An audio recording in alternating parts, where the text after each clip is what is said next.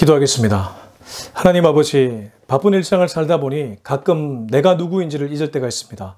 하나님이 부르신 하나님의 백성인데 그 신분을 망각한 채 살아갈 때가 많습니다. 그때마다 하나님께서 나를 일깨워 주셔서 내 신분을 기억해내게 하시고 그래서 하나님의 자녀답게 살아가는 우리 모두가 되게 하여 주옵소서. 예수님의 이름으로 기도합니다. 아멘. 네, 오늘은 에스라 6장 13절에서 22절까지의 말씀입니다. 에스라 6장 13절부터 22절까지의 말씀을 다 같이 읽겠습니다. 다리오 왕의 조서가 내림에 유브라데강 건너편 총독 다뜨네와 스달보스네와 그들의 동관들이 신속히 준행하니라. 유다 사람의 장로들이 선지자 학개와 이또의 손자 스가랴의 권면을 따랐으므로 성전 건축하는 일이 형통한지라. 이스라엘 하나님의 명령과 바사왕 고레스와 다리오와 아닥사스다의 조서를 따라 성전을 건축하며 일을 끝내되 다리오 왕 제6년 아달월 3일에 성전 일을 끝내니라. 이스라엘 자손과 제사장들과 레위 사람들과 기타 사로잡혔던 자의 자손이 즐거이 하나님의 성전 봉헌식을 행하니 하나님의 성전 봉헌식을 행할 때에 수소 100마리와 순양 200마리와 어린 양 400마리를 드리고 또 이스라엘 지파의 수를 따라 순년소 12마리로 이스라엘 전체를 위하여 속죄제를 드리고 제사장을 그 분반대로 레위 사람을 그 순차대로 세워 예루살렘에서 하나님을 섬기게 하되 모세의 책에 기록된 대로 하게 하니라. 사로잡혔던 자의 자손이 첫째 달 14일에 유월절을 지키되 제사장들과 레위 사람들이 일제히 몸을 정결하게 하여 다 정결하며 사로잡혔던 자들의 모든 자손과 자기 형제 제사장들과 자기를 위하여 유월절 양을 잡으니 사로잡혔다가 돌아온 이스라엘 자손과 자기 땅에 사는 이방 사람의 더러운 것으로부터 스스로를 구별한 모든 이스라엘 사람들에게 속하여 이스라엘의 하나님 여호와를 찾는 자들이 다 먹고 즐거움으로 이랫동안 무교절을 지켰으니 이는 여호와께서 그들을 즐겁게 하시고 또 아스루 왕의 마음을 그들에게로 돌려 이스라엘의 하나님이신 하나님의 성전 건축하는 손을 힘있게 하도록 하셨음이었더라. 아멘. 네, 오늘은 에스라 6장 13절에서 22절까지의 말씀입니다. 제가 일전에 에스라는 크게 두 부분으로 나눌 수 있다고 말씀드렸습니다. 에스라 1장부터 6장은 1차 포로기한과 관련이 깊고 그때 중심인물은 스룹바벨과 예수아라는 인물들이었습니다. 그리고 7장부터 10장은 에스라가 중심이 되고 2차 포로기한에 대한 스토리가 이어집니다. 우리는 지금 1장부터 6장까지를 살펴봤습니다. 오늘 본문은 6장의 마지막 구절이라고 볼 수 있습니다. 1장부터 6장에는 예루살렘 성전 공사가 주 내용으로 이루어지고 있습니다. 근데 성전 공사가 여러분 어떻습니까? 잘 될 것 같았지만 암초를 만나고 방해꾼을 만나서 중단되었습니다. 우리가 계속해서 살폈던 말씀을 보면 이방 무리들이 그들을 시기하고 질투했던 무리들이 상소문을 올려서 그 일을 방해하고 있었습니다. 그러나 1장의 주제가 무엇이었습니까? 아니 에스라 전체의 주제가 무엇이었습니까? 일을 행하시는 하나님, 일을 행하는데 완전하고 완벽하게 가시는 하나님은 결국 오늘 본문을 보면 성전 공사를 끝내도록 허락해 주십니다. 드디어 성전 공사가 오늘 본문에서 마쳐지게 됩니다. BC 536년경에 성전 공사가 첫 삽을 떴다고 하고 BC 516년경에 오늘 다리오 왕 제6년이라고 부르는 이 BC 516년경에 성전 공사가 끝났다고 얘기합니다. 무려 20년이 걸렸습니다. 지금도 한 건물을 세울 때 짧은 시간이 소요되진 않겠지만 그래도 2, 3년이면 좋게 한 건물이 올라갈 것입니다. 그때 기술이 지금과 다르다고 할지라도 10년 정도면 좋게 한 건물을 세울 수 있을 것인데 스룹바벨 성전이라 불렸던 이 2차 예루살렘 성전은 제2 예루살렘 성전은 무려 20년이 걸려서 완공되었습니다. 그만큼 지난했던 시간들이었다는 것이죠. 그러나 여러분 중요한 것은 이것입니다. 결국 하나님은 성전 공사를 마쳤습니다.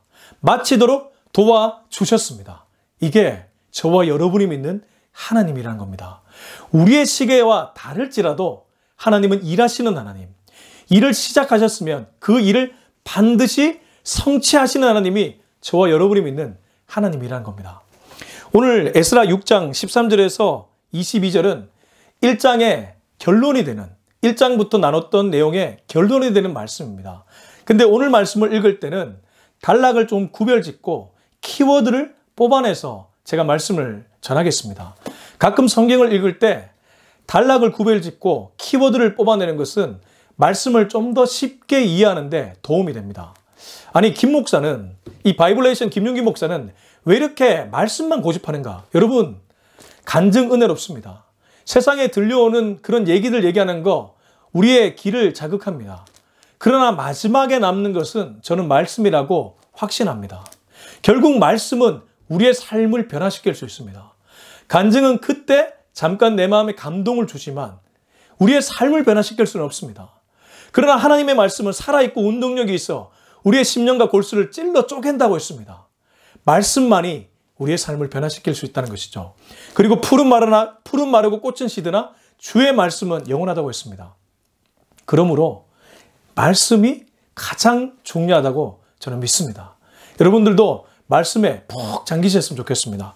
13절부터 15절이 첫 번째 단락인데 이 첫 번째 단락의 주 키워드가 되는 단어는 14절 후반절에 있는 형통이라는 단어입니다. 14절 중반절이죠. 성전 건축하는 일이 형통한지라. 여기 형통. 그리고 16절부터 18절을 두 번째 단락으로 볼 수 있는데 두 번째 단락의 키워드가 되는 단어는 속죄제입니다. 17절에 나오는 속죄제. 그리고 마지막 세 번째 단락은 19절부터 22절인데 6월절에 대한 얘기를 하고 있는데 이 6월절에서는 정결과 구별이라는 단어입니다. 정결과 구별. 그러나 그 이면에는 사실 은혜를 기억하라는 메시지가 있습니다. 세 단락으로 구별된 이 말씀을 천천히 살펴보면서 말씀을 나누도록 하겠습니다. 13절입니다. 다리오 왕의 조서가 내림에 유브라데강 건너편 총독 다뜨네와 스달보서네와 그들의 동관들이 신속히 준행하니라. 앞에 다뜨네 무리들이 중단되었던 성전 공사가 재개된다는 소식을 듣고 와서 명단 제출을 하라고 했습니다. 그리고 그들은 상소문을 당시 왕이었던 다리오에게 올렸습니다. 어떤 글을 썼습니까? 앞에 나왔던 르움과 심세와는 전혀 다른 상소글이었습니다. 물론 르움과 심세가 후대 인물이었지만 어찌됐든 먼저 나왔으니까 그들의 상소글과는 전혀 다른 상소글을 다리오 왕에 올렸습니다. 나름 객관적으로 올렸습니다. 그랬더니 다리오 왕이 조서를 내렸고 그 기록물을 찾아보라고 했습니다. 신하들이 찾아봤겠죠. 그랬더니 이 다뜨네 무리가 올렸던 상소문대로 고레스 칙령이 있었고 예루살렘 포로 기한을 시켜줬고 심지어 성전 공사를 하라는 메시지가 있었습니다. 그 메시지를 발견한 다리오 왕은 6장 12절에 이렇게 얘기합니다. 나 다리오가 조서를 내렸노니 신속히 행할지어다. 감시하러 왔던 다뜨네 무리가 도리어 왕의 조서를 받아들여 그들의 적극적인 후원자가 되어 버렸습니다. 이것이 하나님입니다. 이렇게 일하시는 하나님입니다. 믿지 않는 사람들을 통해서 나에게 호의적이지 않는 사람들을 통해서도 하나님은 일하시는데 이렇게 일하신다는 것이죠. 법적 효력이 있는 왕의 조서를 통해 이들이 도울 수밖에 없는 구조로 하나님이 만들고 있기 때문입니다. 여기 신속히 행할지어다 라고 조서를 내렸더니 13절에 다리오 왕의 조서가 내림에 유브라데강 건너편 총독 다뜨네와 스달보스네와 그들의 동관들이 신속히 준행하니라. 여러분 어떻습니까? 하나님이 이렇게 일하고 있습니다. 왕의 조서를 통해 이들이 신속하게 성전 공사가 이루어지도록 돕도록 만들고 있으니까 하나님이 얼마나 위대하신 분입니까? 이 하나님을 철저하게 신뢰하는 저와 여러분이 되었으면 좋겠습니다. 그리고 바로 이것이 형통으로 이어지는 길입니다. 여러분, 우리가 100번, 1000번 노력해도 되지 않는 일, 하나님이 한 번 도우시면 그냥 이루어질 때가 더러 많지 않습니까? 저는 그런 경험이 있습니다. 제가 또래들에 비해서 결혼을 좀 늦게 한 편입니다. 요즘은 뭐 늦게 하는 게 추세지만 제가 결혼할 때만 해도 그렇지는 않았습니다. 30대 중반에 했는데 30대 중반에 하다 보니 좀 늦어진 결혼이었죠. 저라고 결혼을 빨리 하고 싶지 않았겠습니까? 남자들은 또 목회자들은 대부분 결혼을 좀 빨리 하려고 하는데 저도 부진장 애를 많이 썼습니다. 제 힘으로 하니까 안 되더라고요.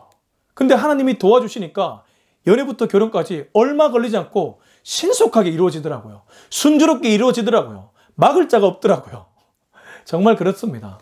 뭐 저만 그렇겠습니까? 아마 여러분에게도 이러한 간증들은 많이 있을 것입니다. 내가 아무리 노력해도 되지 않는 일, 하나님이 바람 한번 불어주니까 되는 것이 바로 형통이죠. 14절입니다. 유다 사람의 장로들이 선지자 학개와 이또의 손자 스가랴의 겉면을 따랐으므로 성전 건축하는 일이 형통한지라. 근데 여러분, 여기 형통할 때 그 앞에 보면 어떤 말씀이 기록되어 있습니까? 유다 사람의 장로들이 선지자 학개와 이도의 손자 스가랴의 겉면을 따랐으므로 성전 건축하는 일이 형통한지라. 그냥 형통한 게 아니죠. 말씀을 따랐더니 형통하게 되었다고 얘기합니다. 학개와 스가랴가 누구입니까?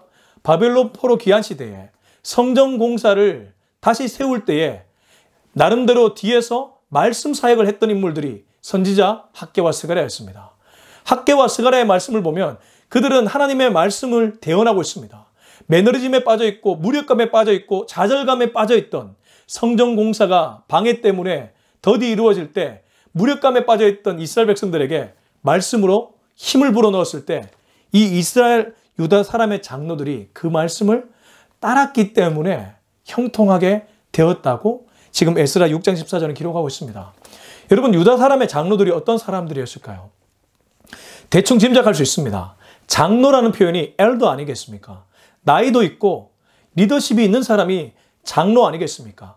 지금도 교회 장로님들 어떻습니까? 신앙의 본이 되고 어느 정도 연배가 있는 분들, 사회적으로도 어느 정도 커리어를 쌓은 분들이 장로가 되지 않습니까? 그런 분들이 남의 얘기 잘 듣지 않잖아요. 심지어 그 학개와 스가랴가 그들보다 어렸을 수도 있잖아요. 그런데도 선지자의 말씀이라고 그들이 따랐습니다. 모든 목회자의 말씀이 다 하나님의 말씀을 대변하진 않을 겁니다. 목회자도 자기 욕심 위에 이끌려 자칫 말씀을 잘못 전할 수 있기 때문입니다. 그러나 하나님의 말씀을 바로 전하기 위해 애쓰는 목회자라면 그 사람이 연소할지라도 그 말씀이 하나님의 음성이라고 듣고 아멘하며 따르면 내 삶에도 형통이 따라올 수 있다는 것을 이 말씀은 얘기해 주고 있습니다. 여러분, 형통은 결국 하나님이 이루어져야지만 가능한 영역 아니겠습니까? 저는 형통 그러면 요셉이 떠오릅니다. 요셉은 고난이 많았고 아픔이 많았던 인물입니다. 창세기 요셉 스토리를 보면 그는 무려 17세의 나이에 이국 땅 애굽에 팔려갔습니다. 심지어 자신들의 형들이 그를 팔아먹었습니다. 얼마나 배신감에 치를 떨게 되었겠습니까? 17세면 고등학교 1학년입니다. 고등학교 1학년이 타국에 팔려가게 됐습니다. 노예로 팔려갔습니다. 여러분 같으면 어떻겠습니까? 낙담과 좌절입니다. 근데 그는 낙담하지 않습니다. 좌절하지 않습니다. 성경이 그렇게 기록하고 있기 때문입니다. 하나님이 그와 함께 하심으로 요셉의 인생이 형통했다고 성경 기록하고 있습니다. 하나님과 함께하는 인생, 하나님께 묵고 아뢰는 인생, 현실을 부정하지 않고 받아들이고 오히려 현실 너머에 계신 하나님의 뜻을 보는 인생이 형통한 인생이라는 거죠. 지금 닷든의 무리가 신속하게 도와주고 유다의 장로들이 학개와 선지자의 말씀, 곧 하나님의 말씀을 따랐다는 것, 이건 하나님의 뜻이 그들로 하여금 형통으로 이루어지게 만들고 있다는 것이죠. 그러므로 형통한 인생이 되려면 하나님의 뜻을 구하고 하나님의 뜻을 분별해야 될 줄로 믿습니다.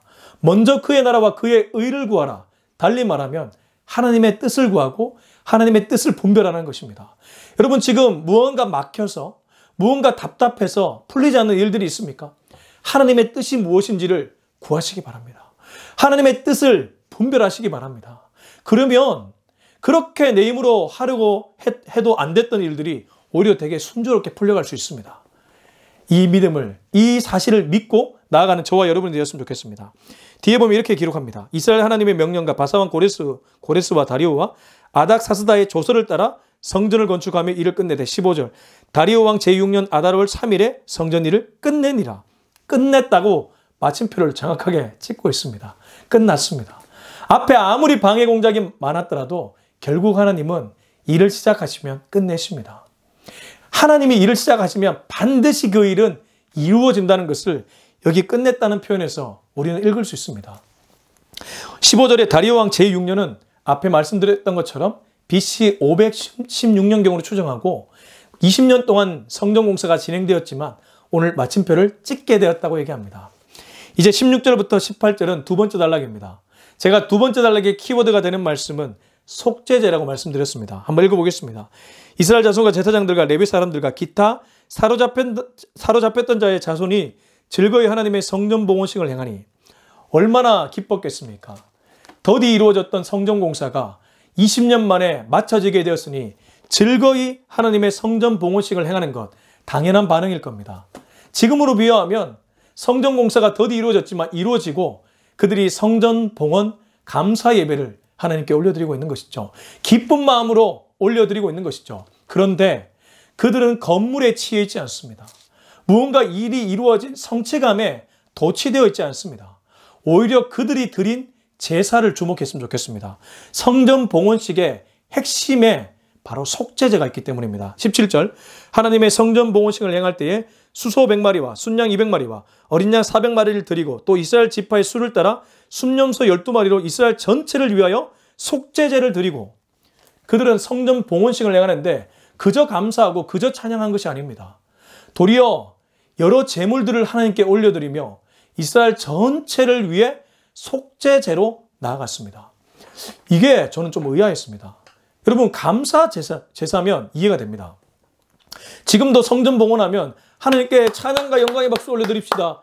이렇게 대부분 하지 않습니까? 그런데 이들은 회개의 제사, 속죄의 제사를 하나님께 올려드리고 있습니다. 아니 그들이 뭘 회개할 게 있고 뭘 속죄할 게 있겠습니까? 그들의 내면에 여전히 제약이 있었을 것이고 그들의 내면에 여전히 불평이 있었을 것이고 그들의 내면에 여전히 원망이 있었을 것인데 그걸 성전 봉헌하면서 깨끗하게 씻고 있다는 것입니다. 달리 말하면 자기 자신을 성전된 자기 자신을 하나님께 올려드리고 있다는 뜻입니다. 하드웨어만 하나님께 올려드리는 것이 아니라 자기 자신을 하나님께 올려드리고 있다는 것이죠. 진짜 성전이 자기 자신이라는 겁니다. 여러분 우리가 어떤 일이 이루어졌을 때 그 이루어진 일에 도취되지 않고 그 일을 이루게 하신 하나님을 주목하고 오히려 내 자신을 제물로 드리면 하나님이 정말 기쁘게 받으실 것입니다. 오늘 예루살렘 성전, 제2 예루살렘 성전이라 불렸던 이 스룹바벨 성전이 20년 만에 완공되고 성전 봉헌식을 올려드리는데 이들은 속죄제로 드렸다는 것, 자기 자신을 하나님께 제물로 올려드렸다는 것. 비록 순양과 순염소가 올려드리고 있지만 그들은 자기 자신을 올려드린 것과 마찬가지였습니다. 얼마나 이 사실 앞에 감동하게 되는지 모르겠습니다. 18절입니다. 제사장을 그 분반대로 레위 사람은 그 순차대로 세워 예루살렘에서 하나님을 섬기게 하되 모세의 책에 기록된 대로 하게 하니라. 이제 그들은 성전을 섬기게 하는데 모세의 책에 기록된 대로 말씀에 따라갔다는 것이죠. 그들은 하나님께 제사를 놓치지 않았고 특별히 자기 자신을 올려드리는 속죄제를 드리면서 모세의 기록된 대로, 모세의 책에 기록된 대로 레위 사람들이 섬길 수 있도록 도와주고 있습니다. 하나님의 말씀을 이렇게 열심히 따랐다는 것이죠. 성령 충만함을 엿볼 수 있는 대목입니다. 제 19절부터 22절은 세 번째 단락인데 세 번째 단락의 주 내용은 유월절입니다. 그래서 제가 정결이라는 단어에 주목했는데 사실 그 이면에 은혜를 기억하라라는 메시지가 있습니다. 19절입니다. 사로잡혔던 자의 자손이 첫째 달 14일에 유월절을 지키되 아마 그들이 이제 절기가 되어서 유월절을 지키고 있다고 얘기하고 있습니다. 20절 제사장들과 레위 사람들이 일제히 몸을 정결하게 하여 다 정결하며 사로잡혔던 자들의 모든 자손과 자기 형제 제사장들과 자기를 위하여 유월절 양을 잡으니 그들이 스스로를 정결하게 한 후에 유월절 양을 잡았다고 얘기합니다. 앞에 속죄제로 자신을 거룩하고 정결하게 만들었던 이들은 다시 한번 유월절을 드리면서도 그런 행위를 하고 있습니다. 하나님 앞에 겸손하게 나아가는 모습, 하나님 앞에 자신을 드리는 모습, 바로 이것이 에스라 6장의 마지막 구절에서 나오는 말씀이라는 것입니다.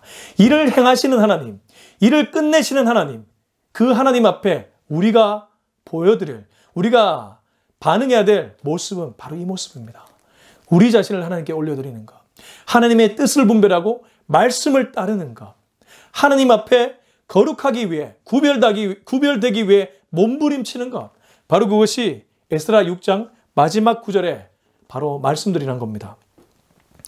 21절입니다. 사로잡혔다가 돌아온 이스라엘 자손과 자기 땅에 사는 이방 사람의 더러운 것으로부터 스스로를 구별한 모든 이스라엘 사람들에게 속하여 이스라엘의 하나님 여호와를 찾는 자들이 다 먹고 지금 유월절을 지키고 있죠. 22절 즐거움으로 이래 동안 무교절을 지켰으니 이는 여호와께서 그들을 즐겁게 하시고 또 아수르 왕의 마음을 그들에게로 돌려 이스라엘의 하나님이신 하나님의 성전 건축하는 손을 힘있게 하도록 하셨음이었더라.